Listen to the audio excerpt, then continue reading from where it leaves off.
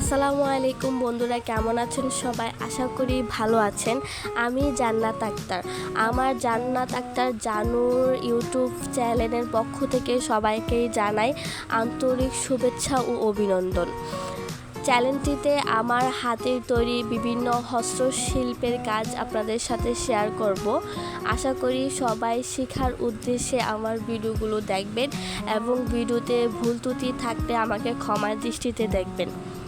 আমার চ্যানেলটি নতুন, যার কারণে সবার কাছে অনুরোধ আমার চ্যানেলটিকে সাবস্ক্রাইব করে আমার পাশে থাকবেন এবং পাশে থাকা অল বাটনে ক্লিক করে রাখবেন, যাতে আমার পরবর্তী ভিডিওগুলো আপনারা খুব সহজেই পেয়ে যান।